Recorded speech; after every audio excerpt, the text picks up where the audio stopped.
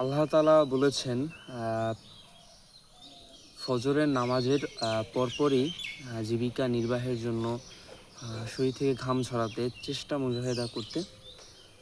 তবে আমি এর দলিল দিতে পারতেছি না, কারণ আমি এভাবে কোনো মসজিদের ইমাম খতিব বা খুব জানলেওয়া মানুষ নয়। এর জন্য তাদের মুখ থেকে আসলে যেটা শ্রবণ করি সেটাকে বলার চেষ্টা করি। অবশ্যই এর ভিত্তি বা দলিল তারা দিতে পারবে।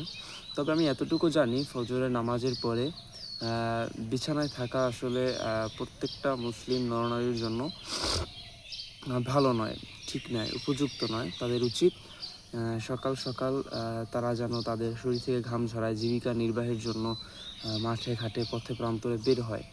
এর জন্য মহান আল্লাহ তাআলা খুশি হবে। একাধারে আপনার শরীর মন ফ্রেশ থাকবে। হ্যাঁ, সকালে তাড়াতাড়ি ওঠার যে উপকারিতা, এটা আমি বর্ণনা না করি, কম বেশি সকলেরই জানা আছে। তো আমরা চেষ্টা করব সকাল সকাল একদম আর্লি ইন দ্য মর্নিং যে কথাটা আছে সেটা আমরা মানার চেষ্টা করব।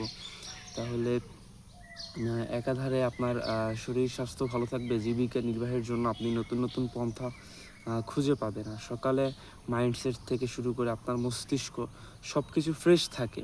তো এই মুহূর্তে আমরা চেষ্টা করব যে অন্ততপক্ষে ফজরের নামাজের পরবর্তী ৩-৪ ঘন্টা সময় আমরা না ঘুমাই। সারাদিন কষ্ট করে দুপুরে খাবারের পর একটু রেস্ট নেওয়া যায়, এতে আমাদের শরীর আরও চাঙ্গা হবে। তো আজকে এই পর্যন্তই। আল্লাহ হাফেজ। দেখা হবে পরবর্তী কোনো ভিডিও নিয়ে ইনশাআল্লাহ।